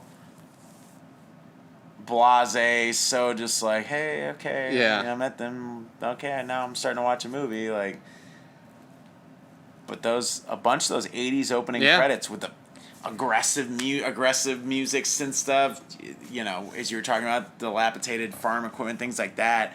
It's such a lost art. And I mean, this one goes for the subtlety, because it's just like the drone and like very quiet. Like the Halloween theme isn't even used. It's just very, very atmospheric. But yeah, I just think opening credits are like such a lost art. But yeah, Halloween 4, great film. It's number 4 on both of our lists, so we can agree on that. Solid. And so now we're on to your third. I'm assuming our top two are the same top two. But so can I be safe in assuming that your third is Halloween 6? Halloween 6. And I feel like Jared and I have talked about this. I'm a huge Halloween 6 fan. I talked about it earlier. I love the way it's shot. Atmosphere is good. Creepy. It's dark constantly in the film. Kills are phenomenal. Michael Myers is menacing as fuck. I mean, there's no let up, no give, an even negative amount of remorse compared to like other. Like, he doesn't flinch. He's ready to go, ready to kill, ready to. There's no remorse isn't even the right word. There's no anything. He's ready to go. It's phenomenal. Paul Rudd's great in it. Surprise, Paul Rudd actually was not. That was not supposed to be his first role. Yeah, he was. It was supposed to be. I forget what it was. Return of the Living Dead Part 3. Yeah, we've talked about this. Yeah, he was. That was supposed to be his initial, big breakthrough, and then they cast that other guy, the actor from Pumpkinhead 2, Blood Wings, who I thought did phenomenal in both of those films. Wherever that guy is, he'll probably wherever he is now. But he did a bunch of early '90s horror cinema. Good for him. Then you did a great job. I don't, you're not Paul Rudd, but they gave Paul Rudd's full name in this, didn't they? What was it? Paul. He definitely used a middle name. Yeah, he used his middle name. What was it? Paul Stephen Rudd. Yeah, your boy. Dang. But yeah, so you haven't seen the producer's cut besides the bootleg either. Just the bootleg, yeah, because I haven't. Yeah, so I wanna. So we're gonna have to have a movie night at some point, and watch that. But yeah, I talked about it earlier though. I mean, I'm like, it's just phenomenal film. I love it. I kind of like weird cult, like cult is in like, a cult. Yeah, right. Cinema, yeah. So like. Yeah. You have to specify when you're talking about Halloween 6 which cult you're talking about. I know. That's why I said, like, yeah. But I like cinema like that. Yeah. I think it was an interesting twist because before this, I feel like it's unnecessary, really, honestly, but at the same time, I feel like they've kind of done anything that they could have done with Michael Myers. Right. So now to throw this whole kind of different storyline, different story aspect into the film, I was kind of like, oh, what are they going to do next? Yeah. So it kind of sucks they never really went on from that. One thing to bring up, again, about something earlier, but I completely forgot about this until you started talking about Halloween 6. Another reason why Halloween 5 is the worst is that they had the cult guy walking around, but they had no plan for it. I remember, it was just I remember that. I remember reading about that. Yeah, so it was just like, all right, what does this mean or whatever? But if you didn't have a plan, like I don't know. I feel like they worked themselves into a hole with that. They did, yeah, 100%. Especially because the gap between Halloween 5 and 6 is literally 6 years. I mean, like for them, I mean, they're like, fuck, what are we gonna do? Man, I'm surprised they even, if you really think about it, how surprising is they released Halloween 6 when they did. How insane it was. Yeah. And how they threw the storyline in there like that. It just, it's kind of a weird anomaly to me, honestly. Yeah. And I love it for that. Yeah. Especially for like the time when it came out. Right. But yeah. Any other thoughts about that? Or we're on to my number 3. Yeah. So my number 3 is the Halloween. Well, I guess my number 2 pick and my 3 pick are both Halloween 2. But for my 3, I'm going with Halloween 2 2018. Okay. So wow, you're actually calling it Halloween 2 2018. Well, I mean, that's what it is. I mean, it's called Halloween, but it's the sequel. I agree with a lot of the things you said. I had a ton of fun with the film. I haven't seen it since theaters. I only saw it the one time. It's definitely one that I need to give a rewatch. Maybe I'll do that show with Jared, because I don't know if he's rewatched it either, because we did our review of the film together. So maybe a re-review is in order at some point. Just to see. It's a good modern sequel. I mean, that's another thing. He was a huge fan of it, if I remember. He was a really huge love of it. If I had any critiques, I'm not the biggest fan of the new doctor guy. who like goes nuts, and then he puts Right. on Michael's mask and starts Yeah. dancing around and Right, stuff. right. Not the biggest fan of that at the time. I remember I was rolling my eyes in the theaters, and I was like, if they do something with this guy where he is the new killer, or they do something stupid, I'm gonna be so pissed. But thankfully that was not the case. And again, I mean, I feel like this is what they tried to do with H2O, but it just wasn't there at the time. Yeah. I mentioned it when you were talking about the film. I love the one take shot where he's going through. That's an homage to the original Halloween 2. Right. And it was just really surprising. I guess, I don't want to say it's surprising, but I mean, the production team was Danny McBride and Joseph Gordon-Green or whatever. I mean, a comedy... David Gordon-Green. David Gordon-Green, yeah. People that are known for making movies like Pineapple Express and stuff. Right, I mean, like... right. So it just goes to show that, like, people shouldn't be shoehorned into a genre. And, like, Right. people can do all kinds of different things. And yeah, Miles Robbins is in the film. He's one of the guys that gets killed. I love that guy. Yeah. I worked with him on My Friend Dahmer. He's a great dude. Hell When yeah, I saw yeah. him in the film, I popped because I did not watch any of the trailers leading up to it. Yeah. And I was like, oh shit, I fucking messaged him on Facebook. I was like, Kat, you were great. But regardless, Did he message back? he did not message back, but that's okay. I was like, Sorry, I just called you out, but I was curious. I was like, Kat, he's making Hollywood films now. He doesn't need to message me back. So I understand. yeah, but that's how it goes. Yeah, another thing I don't like about the film is they make the granddaughter's boyfriend incredibly unlikable. I was just thinking, the most unlikable, just trash human being of all time. And he never has anything bad happen to him. True. But I'm He's hoping just- he gets absolutely ruined and Yeah, killed. That I hope has they to have. I happen. hope they have a good plan for him, because I remember when I was watching the film, I was like, all right, when's Michael gonna get the boyfriend? Like, he's got to get Yeah. his comeuppance, and it just never happens. He kills like the nice kid, right? Yeah. yeah, Everyone else gets killed basically besides him, and I'm just like, how? Like, yeah. fuck, dude. So yeah, Halloween 2018 is my number 3. Moving on for number 2, I think I'm assuming we share the same opinion on number 2. I don't think we do. You don't think you do? I think I'm about to drop the, if you listen this long, the big bomb. Are you seriously about to drop a big bomb, or are you fucking with me? Oh, not fucking Okay, with so Halloween 2 is my number 2. I'm hoping you agree. Halloween 1 is my number 2. Halloween 1's your number 2? Yes, it is. right, so- And this is very divisive. I knew Halloween 2. So I can't say that because I picked Halloween. Do you want me to go first? Okay, so I guess we'll just say it. So Halloween 1 is my number 1. Halloween 2 is my number 2. Yours is reversed. Reversed. So now we can we'll just discuss them. So wanna that's the discuss top both? 10s, Okay. and now we Okay. can just discuss. Halloween 1 is phenomenal. We all know this. It's one of the best horror films of all time. It's in my top 50 my top 50 films of all time, even though most of those are horror. Let's be Yeah, honest. I mean, let's be honest I'm here. not gonna lie here, but phenomenal. Great direction. Great atmosphere. Great setup. Great new just villain. Horrible villain. All the characters. Great teen. Just, everything is relatable. John Carpenter did a phenomenal job of making things relatable, believable.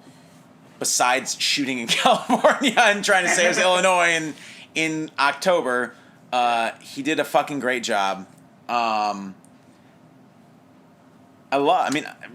Halloween 1's amazing. Everything's great about it. There's not, but that's where my but comes in. I saw Halloween 2 before I saw Halloween. I think we've talked about this before. And but yeah.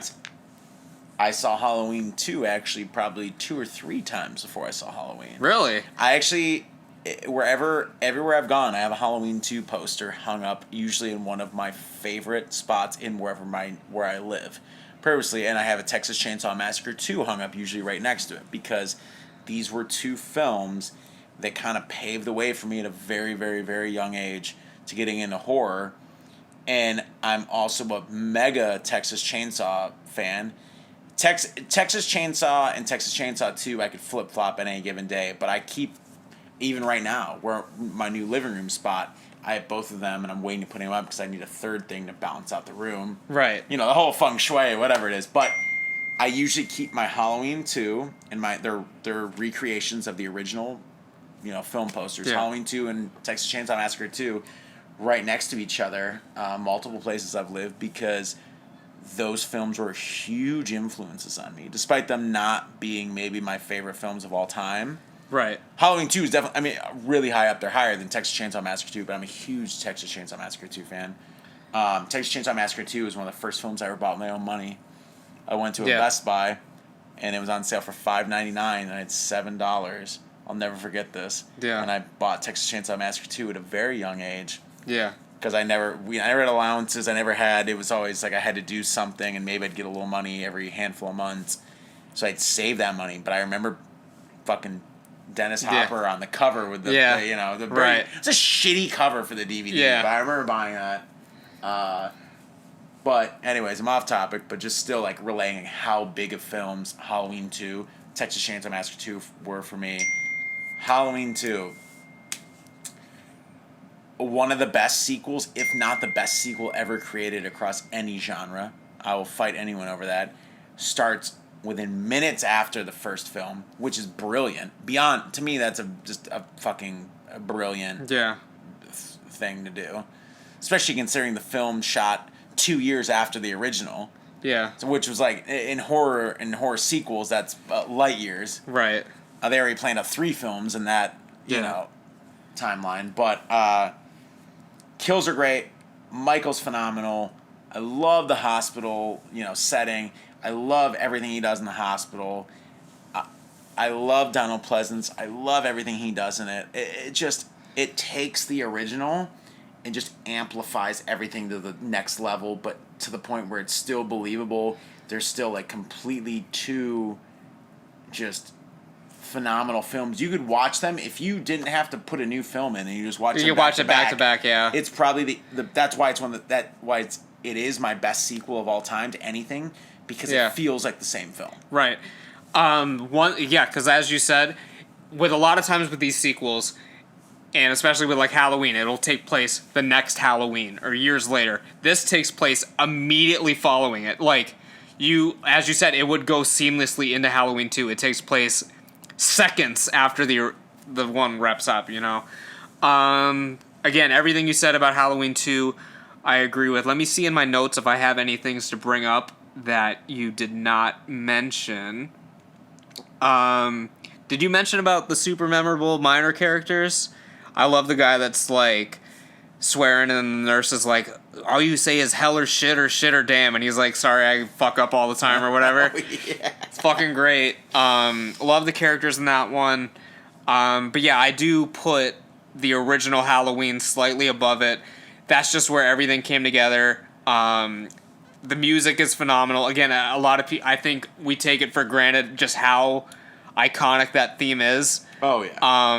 And I mean, to me, you just can't top the original. I mean, there's nothing I can say about the original that hasn't been said on the internet a million times, including by myself. I mean, like, I've said a lot about Halloween over the years. Admittedly, very slow at the beginning, but I feel like that is necessary to build up the ending. That's really... I mean, you can't build suspense if you're going at 1,000 miles per hour the entire time. No, the 70s... I love 70s cinema. I've gotten into a fight with Jared about this because he loves 80s cinema. I love 80s cinema as well. But the 70s were so crucial because it was probably the last decade that really respected true slow burn cinema. Right. You'll see imitators now, and throughout the decades, yes, people are influenced by different things, but they really knew how to take a 90-minute film, a 100-minute film, and make it insanely suspenseful, where, to me, my attention was never swayed. I never lost attention. But it's slow. I mean, for modern audiences, it would be way too slow. For most of my favorite films, it would be way too slow. But I thought it was a perfect way to grip someone and get them in, and then just take them on this wonderful ride. Yeah. The roller coaster. I mean, Exorcist. Dawn of the Dead, which is like tied for my top, favorite film of all time. Right. Even if you look at Star Wars: A New Hope, which is also not Right. horror, but tied that and Dawn of the Dead, Yeah. my two favorite films of all time. That initial, the droids going back and forth, everything, them going, landing It's on the first Tatooine. one's a slow burn. It's very slow Yeah. burn. But they hook you in and they just slowly reel you in through the entire film. Exorcist, another one of my top, like I said, top 10. Alien, another one of my top 10. Dawn of the Dead. Star Wars: A New Hope. I mean, some of my favorite films of all time. Such slow burn reels. Jaws is kind of slow burn, and that's one of my still top 10. Starts you off on a high, but then it pulls you into the slow burn. And that's it's phenomenal. Same with Halloween. I mean, Halloween has the kill right at the beginning, and then it's a phenomenal trick of cinema, and it's not used enough anymore, in my opinion. So that's our top 10s. Did you have anything else to share about the Halloween films before we get into our little teaser here? No, I wish that I probably could have watched the entire franchise with you beforehand, just as a fun experience. But that takes a lot of time. Maybe for next year. Maybe for next year because obviously we're gonna have to review Halloween Kills when it comes out. Right, that's true. But next year we'll have to do something. Maybe crazy. We could get you and Jared on live commentary on some of these films. That'd be interesting. That'd be a watch along, yeah. Pretty hilarious. We can do a watch along of the producer's cut. I'd be all for it. Yeah. Yeah, but we're gonna take another quick pause for the cause here until we get into our sneak peek for an episode you guys are gonna be getting in the following weeks. So, yeah. I'm gonna be honest with you guys, I don't have another ad for this ad break, but I just wanted to take a second to remind you guys, if you haven't subscribed to my YouTube channel yet, you gotta make sure that you do that. And if you're listening to this on Apple Podcasts, Spotify, wherever you get your podcasts, make sure you leave me a rating and a review. It really helps the show out a lot. We both just needed a quick restroom break, and we needed to let my wife out of the bedroom where she had been for the past 2 hours while we were recording this. So yeah, that's why we took a break here, and now back to the show. Bye! Alright, so we're back. Thanks for sticking with us through our top 10 list, and now we're going to be giving you guys a little bit of a sneak peek of what's to come. I don't know if it's going to be next week, but it's definitely going to be in the few coming weeks. A couple episodes are going to be coming out. And Miles, this was actually your idea. It was. Because, frankly, I'm coming out with 31 videos this month. All my ideas are gone. I have no more great ideas. So I was like, you know what, Miles? Why don't you come up with some ideas for some stuff to do on the show? So this is something I know you've been wanting to talk about for a while. I'm a huge fan of underrated horror films or films in general, and I usually have some pretty interesting picks of my own, to say the least. So I've wanted to do this. I appreciate you letting me do this. We actually haven't decided how many underrated films we're going to do. Yeah. But we're going to match them. So whatever we do, if we do 2, if we do 3, if we do 5, we can keep going. The other person has to do the same amount. Yeah. So. And here's the thing. I already have 5, but it was just a question on if... Because originally we were like, all right, we're going to do 3 films, so it'll be 6 total. But I was like, maybe I should have a couple alternates because I don't know if Miles is going to be down to watch these things. So I have a 5. So I can name my 5 if you wanted me to name my 5. We just talked about this. We're going to start with 2 each to get them, but it's probably going to go to 5 is what it's looking like. It's probably going to go to 5. And I don't know did you have any rules like when you were like selecting your, because here's what I did. Came out last year, could have came out in the 60s, I don't care. So ironically enough, so I have 5 films, and so far I have 1 from every decade out of the 5. You're fancy. I'm not saying that these are the best films or the most underrated films. I simply walked upstairs before we were recording, and I was like, I haven't watched that in a while. So basically I have 1 from the 2000s, I counted the 2000s as 1 decade because whatever, and then I have 1 from the 90s, 80s, 70s, and 60s. Oh, so you count the 10s as a decade then too? Yeah, so all of the 2000s was just 1 decade. I mean, I can come up with 1 from the 2000s if you wanted, but it's fine. That's what I did so far. So, but so far I know you have 3. We're gonna reveal 2 of them now. 2, okay. And this is gonna be going on for a few weeks once they get going here. But basically what I'm trying to say is these have been a secret from the two of us. We don't know what we're gonna say to each other. There might be some. I'm hoping there isn't overlap. I don't feel like there's going to be from what you just told me. So I think we're gonna be safe on this. Okay, so I guess if you want to reveal your two. By the way, I just want to say thank you to my illustrious wife for putting up with us for the past 2 hours. She is in the room with us now, so very happy she's been a good sport through all of this. So Beck Nasty's in the house right now. Beck Nasty. I guess just while you're so we just ranked our favorite Halloween films. What is your favorite out of the franchise? I know you are you're a pretty big fan of all of these films. Whatever ones you make me watch. Just pick one. Just name a random number. How many do I have to pick from? 11. My favorite number is 7. Halloween 7, so that'd be Halloween H2O coming in strong. No, if you include 3, because you include 11. Yeah, that's 7. This is H2O, man. Because Halloween 1 through 6, then H2O yeah, but is you 7. just said 11. We recorded 10. So if you're Okay, so Halloween Resurrections Season of your the Witch. So Halloween Resurrections your favorite. No, wait. Halloween 2, Halloween 3, Halloween 4, 5, 6. Oh, fuck, you're right. God, I hate myself every day. I see. He should believe the man. It's alright. This is why you have a show. That's why I have the show. I don't have a fucking show because I don't know anything, apparently. Well, let's bounce into these picks. All right, we're going to bounce into these picks. I'm not going to go in any decade. I'm going to do whatever the fuck I want. So they might be... And here's the thing. Mine just happened to work out that way. Okay. Because I was like, when I was going through, I was like, oh, that one came out similar to this one. Maybe I should get more variety. It just happened that there was one from every decade, basically. But yeah.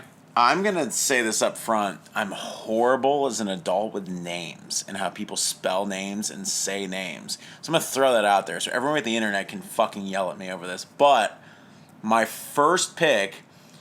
people argue with this. Ty West, T West. I don't know what his fucking name is. I don't even know who you're talking about. Director. He's done probably most of my favorite films from the 2000s, 2010s as independent horror. We're gonna do The Innkeepers. Okay, yeah, this is the one you revealed to me. This is the only one I ever revealed. I might watch that tonight. Perfect horror comedy, phenomenal film, great. I miss that man's work. He does not direct enough nowadays, and I'm so excited because. Maybe a spoiler. We might be watching 2 of his films on the Sunday. Oh, really? So he might one of your. Might be doing some introduction stuff here for getting you into him. But Innkeepers, and then 2 brothers who've went on to do a lot of work with Lionsgate. I always say the Sprague brothers. I don't really know because I'm not doing very good with names. But their very first film, Undead, which Undead is fun. All I have to say, I'm not going to hype this film too much until we talk about a man punching a zombie fish repeatedly. If that doesn't make you want to fucking watch something, I don't know what's going to make you want to. Yeah, I mean, we'll figure it out. So yeah, those are your 2 picks. To start, yeah. To start off now, I knew one of them. So really you only revealed one to me. A little underwhelming, Miles. I see how it is. You could have at least revealed the one that I didn't know, but I guess you'll keep me on the hook until next time. As we said, the slow burn, man. There always keep, needs to be a hook. Keep stringing me along. So I will give you the option because do you want me to start with the most recent films or do you want me to start with the earliest ones that I have written down so far? You know what? I'd rather watch the older films as it gets closer into the season, if you know what I'm saying. Okay, so as we get deeper and deeper, we'll as it gets to fall, go back and back. Okay. So my first one, I guess similar to you, how yours was revealed to me, mine was already revealed to you. So my pick for the first one is going to be Oculus. Phenomenal film. You've seen it already, but I haven't seen it in a while. It's one of the films that I really loved when it first came out, but nobody talks about it, and that's why I think it's underrated. Obviously, the director is Mike Flanagan, gone on to do some incredible things in the genre. Netflix basically sucks his dick. They gave him so much money to do anything he wants. Yeah. Dr. Sleep was phenomenal. Dr. Sleep was phenomenal. Haunting of Hill House, he was the mastermind behind the whole series there. And And yeah, I mean, I haven't seen a film of his that I disliked. The only film of his that I have not seen is Ouija Origin of Evil. Oh, really? I have not seen that one. I've seen all the rest of his films. It's much better than the first one. That's what I've heard. Throw that out That's there. what I've heard. So that, So that's my pick for the first one. I'm excited to rewatch that. My next one is from the early 90s. It's not by any means high-class cinema. By any means. I'm not saying that this is the most underrated film of the 90s. I'm not saying it's even that great. But it's another one that I watched. I enjoyed. I've only seen it once. And I was like, all right, that was fun. Why isn't this talked about more? Have you seen Popcorn? Yeah, but not in probably like 12 or 13 years. Seriously. Me and Jared watched it for the first time, I want to say like 3 or 4 years ago. And we were stunned that this film is not talked about more. That was one of those It was ones just that really. kinda, They did release it on Blu-ray fairly recently. They did, but yeah. I feel like, at least in the horror community, I never hear anyone talk about it. There's some shirts. There's a few people that actually A few talk people. about A few it. people. But that was one of those ones. I think that was shot in '89 and got snuck into the '90s. Like '90, wasn't that? It was released in '91. Yeah, I think that was one of those that was like '89 to '90. It was shot. So definitely that we talked about earlier in this podcast, like the decades bleed in. How like it's basically an '80s film that just happened to be released in the '90s. Yeah. Right. So yeah, that'll be. I'm pretty excited about that. Those will be my first. Those will be my I'm pretty first two, excited. and I got that one on VH. And that's also another caveat to this. We're picking films that we own or films that we can acquire at some point. That way, we just don't have to get a whole There's bunch. no streaming involved in this. This is Yeah. old school. Hey, do you want to borrow this? Do you want to do this? Do you want us together? Yeah. So it's gonna be fun. It's gonna be interesting. Yeah, and you were talking. I was making fun of you a little bit, but you were talking about how you might have to online order some things. I I'm might like, have to fucking order something online to complete this list, and I am pissed. and I'm like, damn, is But- ordering online a new concept for you or what? No, I used to order stuff online, but I'm a big buying stuff in person, so and buying stuff in cash because fuck it, I don't care what decade it is right now. I'm not in the future, and I never will be. So, but I might have to because I absolutely adore one film, and I don't think I'm gonna be able to find it. So. Okay. Well, I guess that's enough of a sneak peek for you guys. So I don't know if that's going to be the episode that comes out next week, but I don't know. I see this, it can kind of be like an ongoing series. I mean, like, we don't even need to cap it at 10. I mean, we can This could be go forever. I mean, this could big just be October. a thing. It could, yeah, we could actually mean- bleed another years. I mean, it doesn't have to stay in October. I mean, we can just release these whenever, but the first ones will be in October. But I'm super excited. we'll see how it goes. Yeah, man, I'm excited that you came up with this idea. I'm excited to get it going here. We're gonna start it actually momentarily. We're starting it momentarily with the first film. It'll be one of the ones we mentioned. We haven't decided which one. One of the ones you brought, I'm assuming. Okay. But yeah, we'll catch your ass down the road. Let's catch all those asses down the road. That's what I like to fucking hear. Yeah. So yeah, just thanks for coming on, Midnight Miles Android and the fucking Mandroid. It's here for you guys. Pretty sure Buddy's hammered, but midnight. Thank God we made it to a podcast where Buddy's hammered. I'm not the only piece of fucking garbage. I'm not hammered at all, Kat. I don't know what that was, but it's Midnight Miles signing off. Thank you so much for having me. I will be on very soon. We'll catch you guys later.